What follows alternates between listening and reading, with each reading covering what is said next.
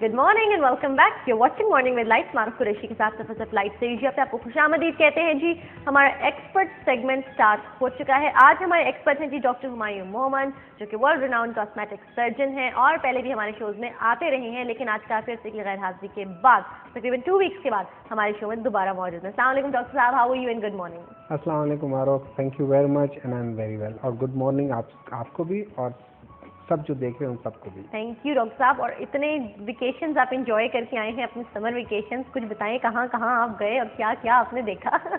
मारूफ, basically ये मेरी conference थी। मैं इंटरनेशनल फैकल्टी में आता हूँ। ओके। तो वहाँ पे मुझे सेगमेंट दिया हुआ था ब्रेकफास्ट विद एक्सपर्ट्स। ओके। तो मैं during that breakfast table we talk over certain subjects. तो मेरे लिए एक सब्जेक्ट था जिसपे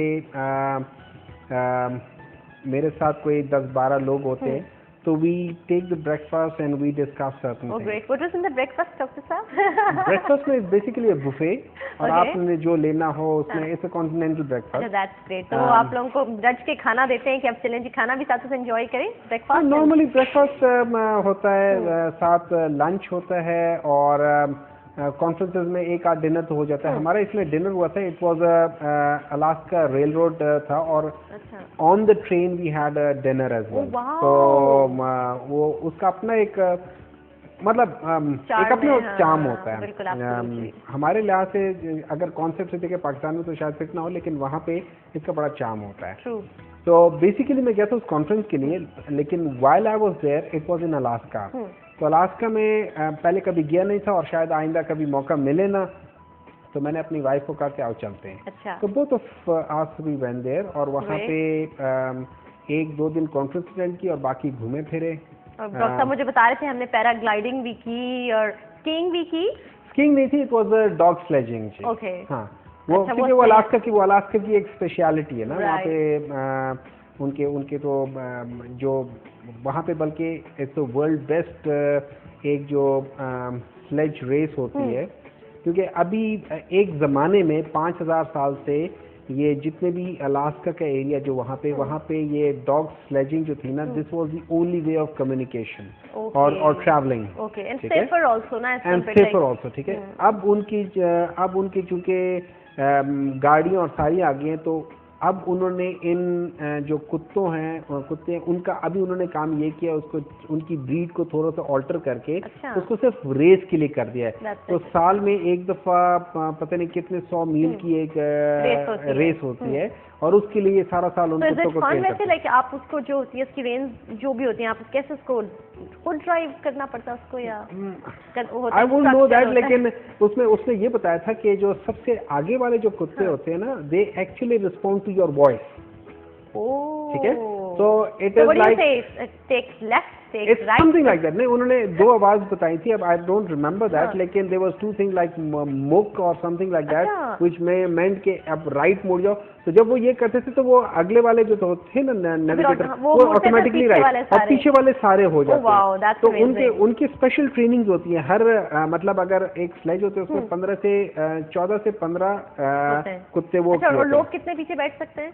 नॉर्मली पहले तो ये पूरी फैमिली एक बैठ के जा रही होती थी एक स्लेज के ऊपर, लेकिन अभी ये होता है कि एक आदमी होता है वो खड़ा होता है पीछे और बाकी 1-2 उसके आगे होते हैं। मतलब एक जगह आगे बनी होती है जहाँ पे वो कर सकते हैं। That's interesting, you know, you do have a lot of fun. It's just an experience, you know, it's experience of somebody else culture. किसी और के कल्चर का आप एक्सप्लोर करते हैं। Very true. नंबर 2, इससे नॉलेज बढ़ती है। Great. ठीक है। हमारे यहाँ जैसे गोरे आते हैं तो you know they want to ride those trucks, ये जो ट्रक आर्ट वाले होते हैं, अच्छा फिर वो रिक्शाज में वो बैठना चाहते हैं, you know, हमारा अपना कल्चर। पाकिस्तान के ट्रक और पाकिस्तान के रिक्शे जो हैं, they are the most decorated things on the surface of the earth. खासतौर पे ये जो बेडफोर्ड ट्रक है ना, ये तो बड़ा मशहूर है दुनिया में। हाँ जी, एक ही उन्होंने वो बना के रखा हुआ है इसको। बिल्कुल। Exactly. So this is the culture. और unfortunately मैं आपको एक बात बताऊं, अगर हम सिर्फ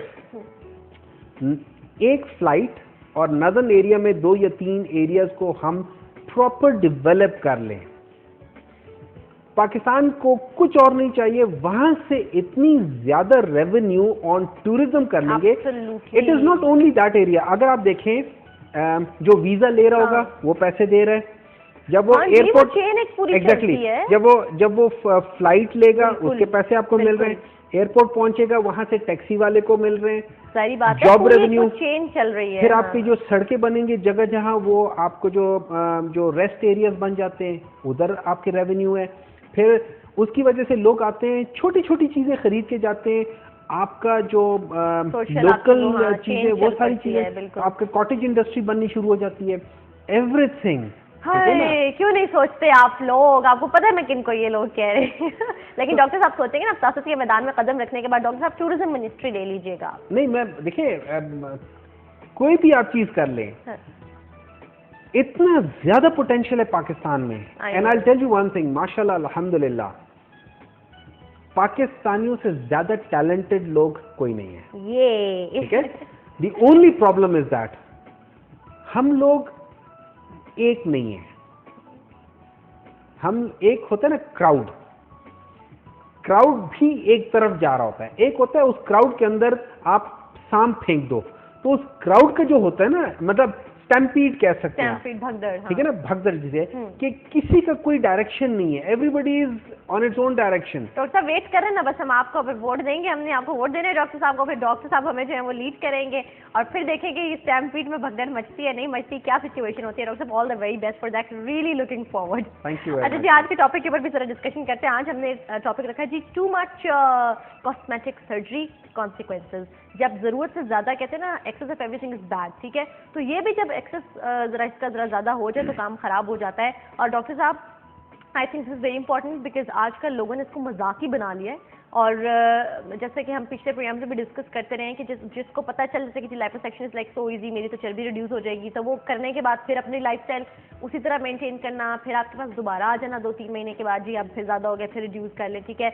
नाक नहीं पसंद आ रहा, एक नहीं, दो नहीं, 3 दफा करा लेंगे, एक डॉक्टर मना कर रहे दूसरे के पास चले जाएंगे। बाल मतलब यू नो लाइक बहुत ज्यादा इस चीज को मिस यूज किया जाने लगा है, ठीक है।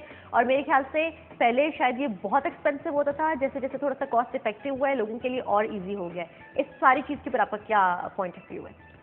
देखिए मारो, इसमें 3 चीजें हो सकती हैं। नंबर 1, एक रिस्पॉन्सिबिलिटी है स्टेट की, ठीक है, कि आप रेगुलेट करें public Laws? And private sector of doctors को, ओके, ठीक है। मतलब एक तो ये है कि चूंकि कॉस्मेटिक सर्जरी ये लग्जरी में आता है तो इसमें इनकम ज़्यादा है, तो जो प्लास्टिक सर्जन्स हैं उनके अलावा non qualified and non trained doctors भी इसमें आ गए हैं। ऑलराइट, तो यहाँ पे रेगुलेशन की ज़रूरत है on behalf of the state. ठीक है। क्यों? जो एक आदमी जिस आदमी की ट्रेनिंग नहीं होगी वो आदमी राइट और रॉन्ग नहीं देखेगा, वो आदमी क्योंकि उसका कॉन्सेप्ट ही पैसा कमाना है, उसका कॉन्सेप्ट एथिक्स नहीं है, उसका कॉन्सेप्ट मोरालिटी नहीं है, उसके कॉन्सेप्ट रूल्स नहीं है, तो वो रूल्स को ब्रेक करेगा। तो यहाँ पे रिस्पॉन्सिबिलिटी आयद हो जाती है आपकी जो हुकूमत है या जो भी है कि आपने रेगुलेट करना है इन सब लोगों को। सेकंड आ जाती है ये डॉक्टर्स जो हैं, उसमें इवन प्लास्टिक सर्जन जो क्वालिफाइड प्लास्टिक सर्जन है, sometimes they fail to understand certain conditions और वो देख नहीं पाते। मतलब अगर आपके पास मरीज भी है कि नहीं, मरीज आके कहते हैं कि डॉक्टर साहब मेरे चेहरे पे आप क्या समझते हैं क्या करना चाहिए, अब उसमें डॉक्टर क्या करते हैं, कहते हैं कि आपकी नाक ठीक नहीं है, आपके होंठ भी हो सकते हैं, आपके यहाँ फिलर हो सकते हैं, आपके आईज, वो उनको सजेस्ट करने के, in other words the doctor start leading, ठीक है।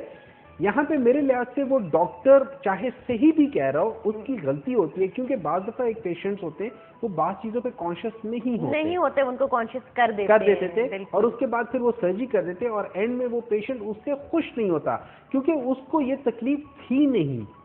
जब उसको एक तकलीफ थी नहीं, उसने वो काम करवा लिया तो वो उससे खुश नहीं होगा इन दी एंड, ठीक है। एब्सोल्युटली, और फिर वो चेंज करेगा अपना माइंड दोबारा से। एग्जैक्टली, तो वो चीज आ जाती है। अब ये डॉक्टर की रिस्पॉन्सिबिलिटी हो जाती है। अब तीसरी चीज है यहाँ पे अगेन डॉक्टर पे हो जाता है कि एक तो पेशेंट को पता होना चाहिए कि वो क्यों कराना चाह रहा है, उसको पता होना चाहिए उसको क्या चीज प्रॉब्लम दे रही है। वो कहते हैं only the wearer knows where the shoe pinches. फिर वही आदमी जिसको एक तकलीफ है, तकलीफ नॉट एज इन बीमारी, लेकिन तकलीफ इसलिए आती है कि किसी की नाक अगर हल्की सी टेढ़ी है, वो शख्स उस पर इतना कॉन्शियस हो जाता है कि वो सारी चीजें भूल जाता है। फेयर इनफ, उसको पता है कि मेरी नाक टेढ़ी है, लेकिन एक कंडीशन होती है जिसको हम कहते हैं बॉडी डिस्मॉर्फिक सिंड्रोम। ओके, वो एक ऐसी कंडीशन होती है जिसमें एक शख्स या एक इंसान वो अपने जिस्म में फ्लॉज उसको नजर आते रहते हैं, बॉडी उसको ऐसे लगता है जैसे बॉडी में जगह जगह खराबियां हैं। अच्छा, ये मतलब ये बीमारी की ये बीमारी है। ओके, ये डॉक्टर को रिकग्नाइज करना है, उसे आइडेंटिफाई करना है कि कहीं मेरे पास ये वो पेशेंट तो नहीं आ ये गया। पेशेंट तो नहीं आ गया जिसको बॉडी डिस्मॉर्फिक सिंड्रोम है। क्यों? अगर बॉडी डिस्मॉर्फिक सिंड्रोम जिसको है उस पेशेंट के लिए सर्जरी, प्लास्टिक सर्जरी के उसमें वो नहीं करनी चाहिए। डॉक्टर साहब, ये तो एग्जैक्टली माइकल जैक्सन वाली बात हो गई मेरे ख्याल से। आई थिंक कि वो इसी बीमारी से गुजर रहा था, लेकिन आप देखिए कि दुनिया के बड़े बड़े कॉस्मेटिक सर्जन्स के पास गया होगा। हम पाकिस्तान के किसी भी गवर्नमेंट स्टेट की यहाँ पर बात करें कि जी रेगुलेटरी रेगुलेट करें डॉक्टर्स को एंड ऑल दैट, लेकिन वहाँ पर आप देखें उसने पैसा लगाया और दुनिया के बड़े से बड़े डॉक्टर ने उसको सत्यानाश करके रख दिया। आपको किसने कहा कि अमेरिका में बड़े से बड़े डॉक्टर है? अमेरिका में भी बड़े से बड़े वो बेईमान बैठे हुए हैं। सही बात, ऐसी कोई बात नहीं है। देखिए, एक होता है स्किल। मेरे लिहाज से मेरा एक्सपोजर पूरी दुनिया के डॉक्टरों के साथ हुआ है। ओके, ठीक है। उसके साथ भी जैसे माइकल जैक्सन की मैं उससे मिला हुआ हूँ। Oh wow, who is he? वो सेंटर बाबरा में उससे मेरी मुलाकात हुई। ओके, ठीक है। लेकिन obviously eight that time I was much younger in my career और मैं जाके कर रहा था। लेकिन दे आर नॉट अमेरिकन्स को जो जनरली है वो उनका जो प्रेजेंटेशन है ना वो बड़ी जबरदस्त होती है। झांसे में आ जाते हैं आप फौरन। ठीक है। लेकिन उनके अंदर वो उतना अगर 100 डॉक्टर होंगे ना तो 100 में से एक डॉक्टर एक्स्ट्रा ऑर्डिनरी होगा, बाकी 9 डॉक्टर 99 डॉक्टर जो होंगे they will less than ordinary. लेकिन चूंकि वो आर्टिकुलेट बहुत अच्छा कर पाते हैं तो वो अपने आप को प्रेजेंट अच्छा कर लेते हैं। हमारे यहाँ पर जब नई बात बन रही थी तो हमारी पहली चॉइस होती है अमेरिका ले चलते हैं पेशेंट। एग्जैक्टली। हालांकि अगर मुझसे कोई पूछे the only difference in Pakistan and America is the post operative care, जो वहाँ पर बहुत अमेजिंग होती है। जो वहाँ पे इसलिए अमेजिंग है कि वहाँ पे आपको एक सिस्टम डेवलप किया हुआ है। हमारे यहाँ पे वो सिस्टम डेवलप नहीं है। ठीक है। इस बेसिस के लिहाज से तो आपने कहा था कि जो एक्स्ट्रा नहीं होनी चाहिए उसमें आपने सबसे पहले पेशेंट में देखना चाहिए इसको बॉडी डिस्मॉर्फिक सिंड्रोम तो नहीं है। तो उसमें बाद सवाल होते हैं, आप पूछते हैं अगर एक शख्स है वो आपको कहता है कि मैंने नाक ठीक करानी है, फिर कहते हैं मेरे ये भी खराब है। 3-4 चीजों को जब वो 2 से 3 चीजों को टच कर लेना, डिफरेंट चीजें आइडेंटिफाई हो गया कि ये, तो फिर आपके वो पैरामीटर्स या वो जो साइंस होते हैं ना कि भाई अलर्ट होने वाले, वो एकदम अलर्ट हो जाने चाहिए कि भाई इसके अंदर कहीं वो प्रॉब्लम तो नहीं है। Exactly. And what do you do at that time as being a doctor? ठीक है। Being a doctor you wriggle, the best thing is that wriggle out of that situation. वो सर्जरी करा लेगा लेकिन वो सर्जरी के बाद कुछ नहीं होगा। लेकिन क्योंकि डॉक्टर साहब अगर देखें आपके पास एक बंदा है, आपने उसको आइडेंटिफाई कर लिया कि इसको ये वाली बीमारी है, अब आप उसको हिले बहाने से उसको कहते हैं कि मैं नहीं कर सकता या कुछ, तो वो तो किसी दूसरे के पास चला जाएगा ना। ठीक है, हो सकता है दूसरे डॉक्टर आइडेंटिफाई ना कर पाए, तो आप उसको उस वक्त कैसे कंट्रोल करेंगे साइकोलॉजिकली? आप उसको कंट्रोल नहीं कर सकते हैं एंड यू ओनली प्रे कि वो किसी ऐसे शख्स के पास ना चला जाए जो इसको समझे ना। ठीक है। I am responsible for what I do. कुल्लुकुम राइन व कुल्लुकुम मसूलन अन रय्यती। मैं आप में से हर एक निगहबान है, तो मैं अपनी जो मेरे ऊपर जिम्मेदारी है मैंने वो पूरी करनी है। सही। मैंने उसको समझाना है लेकिन मुझे पता है वो समझेगा नहीं। ठीक है। वो कहीं ना कहीं जाएगा और वो उसको ठोकर लगेगी। और बहुत दफा ऐसा हुआ है। मेरे पास एक पेशेंट आए,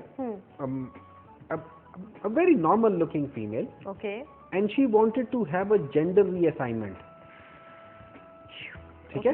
पाकिस्तान? हाँ, पाकिस्तान में सब चीजें पाकिस्तान में। And I refused to her. ठीक है। She ended up somewhere else. She got it done.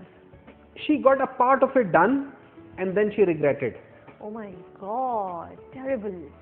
ठीक है। तो उसकी जो सबसे पहले सर्जरी होती है वो करा ली, लेकिन वो भी इतनी खराब हुई, इतना वो हुआ कि वो वापस मेरे पास है कि डॉक्टर साहब अब मैं क्या करूं? मैंने कहा देखिए, this is exactly what I was telling you. Horrible. अब ठीक है, she every now and then she उसका कुछ चीजें ठीक कर रही है। मतलब कि ये कॉन्सिक्वेंसेस इस हद तक भी हो सकते हैं कि अगर आप एग्जैक्टली आपकी बनी बनाई देखें, जिंदगी बिगड़ जाती है। कॉस्मेटिक सर्जरी खुदा न खास्ता किसी बीमारी का इलाज नहीं है। या आपके एक साइकोलॉजिकल कंडीशन है क्या आप कहते हैं कि मेरी नाक सीधी नहीं है, लेकिन आपकी नाक सीधी ना होने से आपकी जिंदगी पे कोई सच फर्क नहीं आ रहा फिजिकली, लेकिन साइकोलॉजिकली आप कॉन्शियस हो रहे हैं। अगर आप एक ऐसे शख्स के पास चले गए हैं जिसने उसको और खराब कर दिया है, तो फिर आपकी वो साइकोलॉजिकल जो प्रॉब्लम है, अब उसमें वो ट्रॉमा भी शामिल हो जाएगा और फिर वो ज्यादा वर्स हो, वो सर्जिकल ट्रॉमा भी शामिल हो जाएगा। तो Absolutely. आप उसमें और ज्यादा नीचे जाना शुरू हो जाएंगे। आप ज्यादा डिप्रेस होना शुरू हो जाएंगे, आप ज्यादा इंट्रोवर्ट पर्सनालिटी हो जाएगी, आप बाहर की दुनिया से अपने आप को चेंज करेंगे, कट ऑफ कर लेंगे। कॉन्फिडेंस के लिए आप ये सब कुछ करना चाहते थे, आप ज्यादा जो है वो लैक ऑफ कॉन्फिडेंस आपके अंदर ज्यादा जो है वो हो जाएगा। और इसकी मिसाल मैं बार बार जैसे माइकल जैक्सन के जिक्र कर रही हूँ, ठीक है, क्योंकि वो ब्लैक होने की वजह से बहुत कॉन्शियस था। ही वेंट फॉर सर्जरी, और नाक की वजह से भी, ठीक है, और सर्जरी पे सर्जरी, सर्जरी पे सर्जरी, सर्जरी पे, और हमने एंड उसका देखा कि उसने सेग्रीगेट कर लिया था अपने आप को, और लोगों ने इतना ज्यादा उसको एक कॉन्ट्रोवर्शियल फिगर बना ली थी, इतने ज्यादा क्रिटिसाइज उस बंदे के ऊपर किया जिसने दुनिया को इस टाइम पे म्यूजिक वर्ल्ड को रूल किया, लोगों के दिलों की धड़कन था। फिर वही लोग उसके ऊपर इतने ताने कसने शुरू हो गए कि उसने अपने आप को कमरे में लॉक कर दिया और आपने उसका एंड देख लिया। ऐसी और बहुत सारी हमारे सामने एग्जांपल्स हैं जो बड़ी कॉन्शियस हो। अभी बॉलीवुड के अंदर बहुत सारे सेलिब्रिटीज हैं जिनके ऊपर बात की जाती है कि यार इन्होंने अपने नाक के साथ क्या कर लिया, तो हम देखते हैं एकदम उनका करियर जो है वो नीचे आता है, वो मूवीज रिफ्यूज करना शुरू कर देते हैं। So this is the point of today's discussion basically कि आप अनलेस एंड अनटिल बहुत ज्यादा कॉन्शियस है अपनी किसी चीज के बारे में, देन इट्स द टाइम कि आप डॉक्टर के पास जाना, कंसल्ट करें एंड रिकंसल्ट ऑल्सो, ठीक है। मुझे भी पता है, मैं भी डॉक्टर साहब के पास गई एक फ्रेंड को लेके बालों के ट्रांसप्लांटेशन के लिए, तो डॉक्टर साहब ने यही पहला क्वेश्चन पूछा कि आर यू कॉन्शियस, और उसके जवाब के बाद जो फर्दर डिस्कशन स्टार्ट हुए, तो फिर आई वाज वेरी हैप्पी कि पेशेंट का कंसेंट बहुत मैटर करता है। हालांकि मैं डॉक्टर साहब को ऐसे मैं डॉक्टर साहब आप देखें बताएं जरूरत है कि नहीं है, बट डॉक्टर साहब वाज लाइक नहीं, अगर ये खुद फील करते हैं ओनली देन। तो जी ये चीज़ अब रखेंगे मद्देनजर, इसी टॉपिक को हम थोड़ा सा एक्सटेंड करेंगे नेक्स्ट सेगमेंट के अंदर भी। अभी एक ब्रेक लेते हैं, देखते रहिए मॉर्निंग विद लाइट। कॉल्स कर सकते हैं आप हमें, मेरे फेसबुक पेज के थ्रू भी आप हमें ज्वाइन कर सकते हैं। Have a lovely morning, have a great day ahead.